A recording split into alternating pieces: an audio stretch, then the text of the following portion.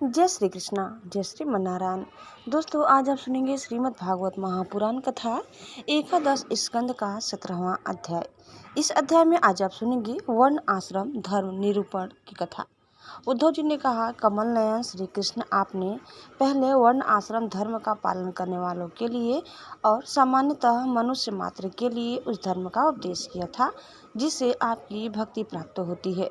अब आप कृपा करके यह बतलाइए कि मनुष्य किस प्रकार से अपने धर्म का अनुष्ठान करे जिससे आपके चरणों में उसे भक्ति प्राप्त हो जाए। प्रभु महाबाहु माधव, पहले आपने हंस रूप से अवतार ग्रहण करके ब्रह्मा जी को अपने परम धर्म का उपदेश किया था। रिपु दमन बहुत समय बीत जाने के कारण वह इस समय मर्त्यलोक में प्रायः नहीं सा रह गया है, क्योंकि आपको इसका उपदेश किए बहुत दिन हो गए हैं। अच्युत पृथ्वी में तथा ब्रह्मा की उस सभा में भी जहाँ संपूर्ण वेद मूर्तिमान होकर विराजमान रहते हैं, आपके अतिरिक्त ऐसा कोई भी नहीं है जो आपके इस धर्म का प्रवर्तन अथवा संरक्षण कर सके। इस धर्म के प्रवर्तक, रक्षक और उपदेशक आप ही हैं। आपने पहले जैसे मधु दैत्य को मारकर वेदों की रक्षा की थी, वैसे ही अपने धर्म की रक्षा भी कीजिए। स्वयं प्रकाश परमात्मा जब आप पृथ्वी तल से अपनी लीला संवरण कर लेंगे, तब तो इस धर्म का लोप ही हो जाएगा, तो फिर उसे कौन बताएगा। आप समस्त धर्मों के मर्मज्ञ हैं, इसलिए प्रभु आप उस धर्म का वर्णन कीजिए जो आपकी भक्ति प्राप्त कराने वाला है, और यह भी बतलाइए कि किसके लिए उसका कैसा विधान है। श्री सुखदेव जी कहते हैं, परीक्षित, जब इस प्रकार भक्त शिरोमणि उद्धव जी ने प्रश्न किया, तब भगवान श्री कृष्ण ने अत्यंत प्रसन्न होकर प्राणियों के कल्याण के लिए उन्हें सनातन धर्मों का उपदेश दिया। भगवान श्री कृष्ण ने कहा, प्रिय उद्धव, तुम्हारा प्रश्न धर्ममय है, क्योंकि इससे वर्ण आश्रम धर्मी मनुष्य को परम कल्याण स्वरूप मोक्ष की प्राप्ति होती है। अतः मैं तुम्हें उन धर्मों का उपदेश करता हूँ, सावधान होकर सुनो। जिस समय इस कल्प का प्रारंभ हुआ था और पहला सतयुग चल रहा था, उस समय सभी मनुष्यों का हंस नामक एक ही वर्ण था। उस युग में सब लोग जन्म से ही कृत्य होते थे, इसलिए उसका एक नाम कृत युग भी है। उस समय केवल प्रणव ही वेद था और तपस्या, शौच, दया एवं सत्यरूप चार चरणों से युक्त में ही वृष रूपधारी धर्म था। उस समय के निष्पाप एवं परम तपस्वी भक्तजन मुझे हंस स्वरूप शुद्ध परमात्मा की उपासना करते थे। परम भाग्यवान उद्धव, सत्ययुग के बाद त्रेता युग का आरंभ होने पर मेरे हृदय से श्वास प्रश्वास के द्वारा ऋग्वेद, सामवेद और यजुर्वेद रूप त्रयी विद्या प्रकट हुई, और उस त्रयी विद्या से होता अर्धवायु और उद्धाता के कर्म रूप 3 भेदों वाले यज्ञ के रूप से मैं प्रकट हुआ। विराट पुरुष के मुख से, ब्राह्मण भुजा से, क्षत्रिय जंघा से, वैश्य और चरणों से शूद्र की उत्पत्ति हुई। उनकी पहचान उनके स्वभाव अनुसार और आचरण से होती है। उद्धव जी, विराट पुरुष भी मैं हूँ, इसलिए मेरे ही उरु स्थल से गृहस्थ आश्रम, हृदय से ब्रह्मचर्य आश्रम, वक्ष स्थल से वानप्रस्थ आश्रम और मस्तक से संन्यास आश्रम की उत्पत्ति हुई है।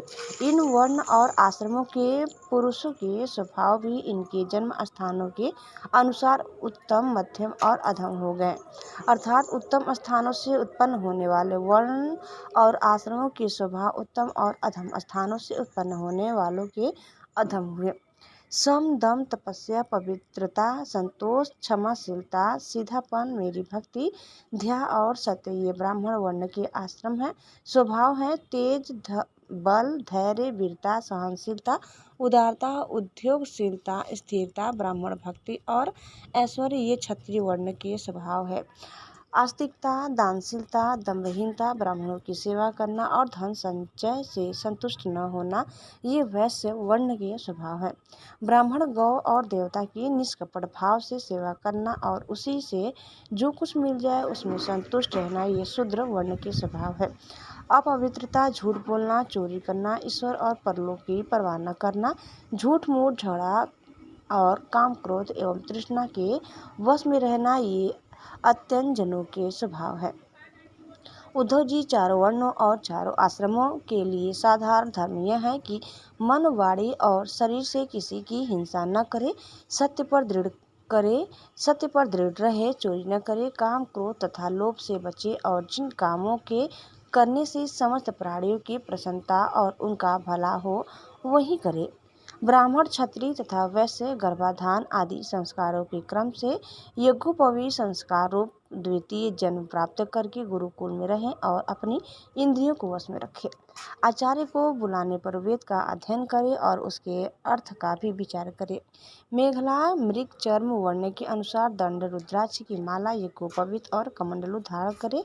सिर पर जटा रखे, शौकीनी के लिए दांत और वस्त्र न धोवे, रंगीन आसन पर न बैठे और कुश धारण करे। स्नान, भोजन, हवन, जप और मल मूत्र त्याग के समय मौन रहे और कच्छ तथा गुप्त इंद्रिय के बाल और नाखूनों को कभी न काटे।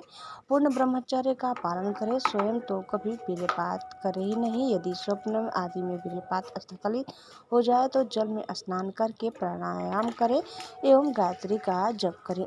ब्रह्मचारी को पवित्रता के साथ एकाग्रचित होकर अग्नि, सूर्य, आचार्य, गौ, ब्राह्मण, गुरु, वृद्धजन और देवताओं की उपासना करनी चाहिए तथा सायंकाल और प्रातःकाल मौन होकर संध्या उपासना एवं गायत्री का जप करना चाहिए। आचार्य को मेरा ही स्वरूप समझे, कभी उनका तिरस्कार न करे, उन्हें साधारण मनुष्य समझकर दोष दृष्टि न करे, क्योंकि गुरु सर्व देवमय होता है। सायंकाल और प्रातःकाल दोनों समय जो कुछ भिक्षा में मिले वह लाकर गुरुदेव के आगे रख दे। केवल भोजन ही नहीं, जो कुछ हो सब तदंतर उनकी आज्ञानुसार बड़े समय से भिक्षा आदि का यथोचित उपयोग करें। आचार्य यदि जाते हो तो उनके पीछे पीछे चले। उनके सो जाने के बाद बड़ी सावधानी से उनसे थोड़ी दूर पर सोवे। थके हो तो पास बैठकर चरण दबावे और बैठे हो तो उनके आदेश की प्रतीक्षा में हाथ जोड़कर पास में ही खड़ा रहे। इस प्रकार अत्यंत छोटे व्यक्ति की भांति सेवा शुश्रूषा के द्वारा सदा सर्वदा आचार्य की आज्ञा में तत्पर रहें। जब तक विद्या अध्ययन समाप्त न हो जाए तब तक सब प्रकार के भोगों से दूर रहकर इसी प्रकार गुरुकुल में निवास करे और कभी अपना ब्रह्मचर्य व्रत खंडित न होने दे। यदि ब्रह्मचारी का विचार हो कि मैं मूर्तिमान वेदों के निवास स्थान ब्रह्मलोक में जाऊं तो उसे आजीवन नैष्ठिक ब्रह्मचर्य व्रत ग्रहण कर लेना चाहिए और वेदों के स्व अध्याय के लिए अपना सारा जीवन आचार्य की सेवा में ही समर्पित कर देना चाहिए। ऐसा ब्रह्मचारी सचमुच ब्रह्मतेज से संपन्न हो जाता है और उनके सारे पाप नष्ट हो जाते हैं। उसे चाहिए कि अग्नि गुरु अपने शरीर और समस्त प्राणियों में मेरी ही उपासना करे और यह भाव रखे कि मेरे तथा सबके हृदय में एक ही परमात्मा विराजमान है। ब्रह्मचारी, वानप्रस्थ और सन्यासियों को चाहिए कि वे स्त्रियों को देखना, स्पर्श करना, उनसे बातचीत या हंसी मस्खरी आदि करना दूर से ही त्याग दे। मैथुन करते समय प्राणियों पर तो दृष्टिपात तक न करे। प्रिय उद्धव, शौच, आचमन, स्नान, संध्या उपासना, सरलता, तीर्थ सेवन, जप, समस्त प्राणियों में मुझे ही देखना, मन, वाणी और शरीर का संयम, यह ब्रह्मचारी, गृहस्थ, वानप्रस्थ और सन्यासी सभी के लिए एक सा नियम है। अपृष्य को न छूना, अभक्ष्य वस्तुओं को न खाना और जिनसे बोलना नहीं चाहिए उनसे न बोलना, ये नियम भी सबके लिए है। नैष्ठिक ब्रह्मचारी ब्राह्मण इन नियमों का पालन करने से अग्नि के समान तेजस्वी हो जाता है। तीव्र तपस्या के कारण उसके कर्म संस्कार भस्म हो जाते हैं, अंतःकरण शुद्ध हो जाता है और यह मेरा भक्त होकर मुझे प्राप्त कर लेता है। प्यारे उद्धव, यदि नैष्ठिक ब्रह्मचर्य ग्रहण करने की इच्छा न हो, गृहस्थ आश्रम में प्रवेश करना चाहता हो तो विधि पूर्वक वेद अध्ययन समाप्त करके आचार्य को दक्षिणा देकर और उनकी अनुमति लेकर समावर्तन संस्कार करावे। स्नान तक बनकर ब्रह्मचर्य छोड़ दे। ब्रह्मचारी को चाहिए कि ब्रह्मचर्य आश्रम के बाद गृहस्थ अथवा वानप्रस्थ आश्रम में प्रवेश करे। यदि ब्राह्मण हो तो संन्यास भी ले सकता है अथवा उसे चाहिए कि क्रमशः एक आश्रम से दूसरे आश्रम में प्रवेश करे, किंतु मेरा आज्ञाकारी भक्त बिना आश्रम के रहकर अथवा विपरीत क्रम से आश्रम परिवर्तन कर स्वेच्छाचार में प्रवृत्त हो। प्रिय उद्धव, यदि ब्रह्मचर्य आश्रम के बाद गृहस्थ आश्रम स्वीकार करना हो तो ब्रह्मचारी को चाहिए कि अपने अनुरूप एवं शास्त्रोक्त लक्षणों से संपन्न कुलीन कन्या से विवाह करे। वह अवस्था में अपने से छोटी और अपने ही वर्ण की होनी चाहिए।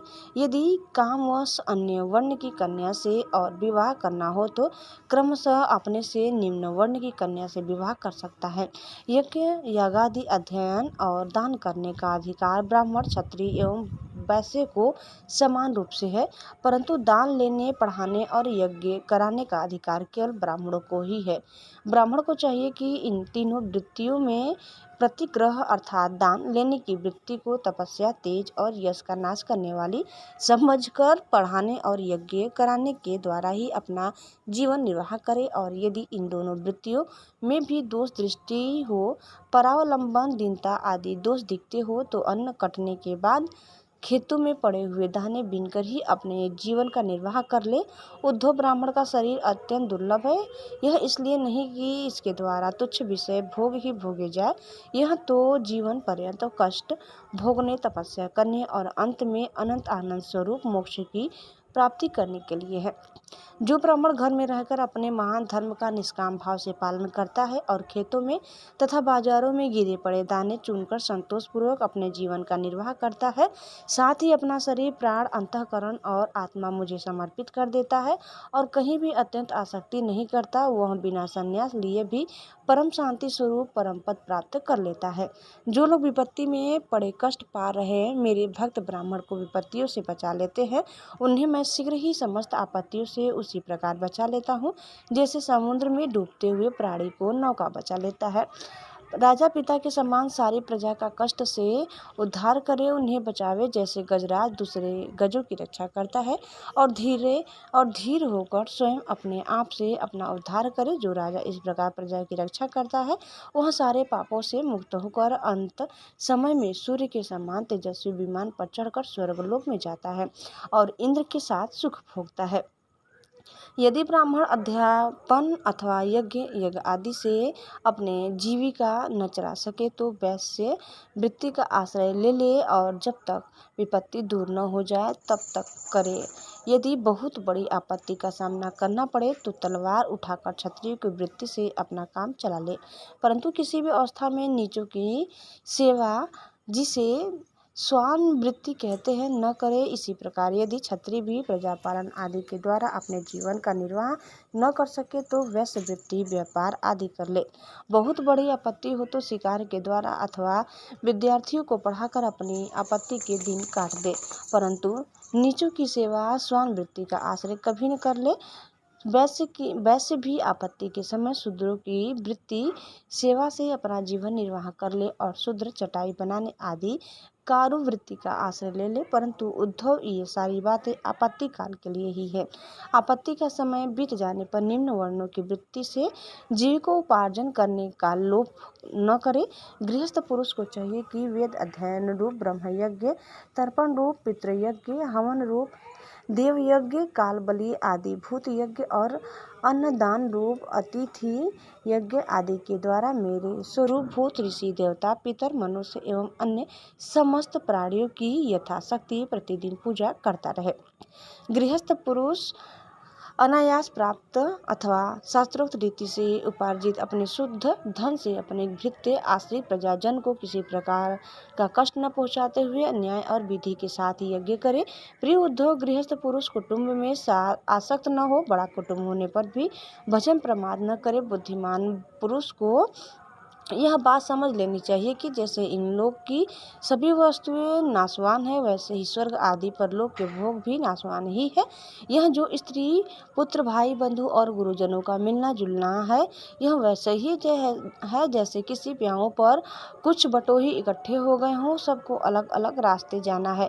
जैसे स्वप्न नींद टूटने तक ही रहता है, वैसे ही इन मिलने जुलने वालों का संबंध भी बस शरीर के रहने तक ही रहता है, फिर तो कौन किसको पूछता है।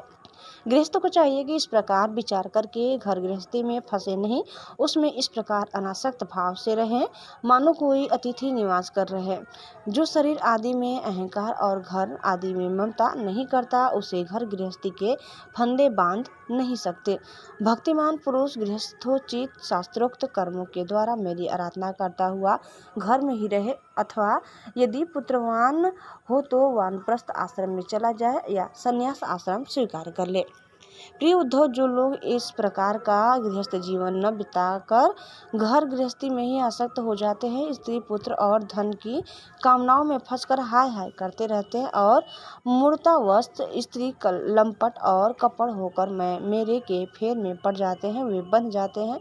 वे सोचते हैं, हाय हाय मेरे माँ बाप बूढ़े हो गए, पत्नी के बाल बच्चे अभी छोटे छोटे हैं, मेरे न रहने पर ये दिन अनाथ और दुखी हो जाएंगे, फिर इनका जीवन कैसे रहेगा। इस प्रकार घर गृहस्थी की वासना से जिसका चित्त विक्षिप्त हो रहा है, वह मूढ़ बुद्धि पुरुष विषय भोगों से कभी तृप्त नहीं होता, उन्हीं में उलझकर अपना जीवन को खो बैठता है और मरकर घोर तमोमय नरक में जाता है।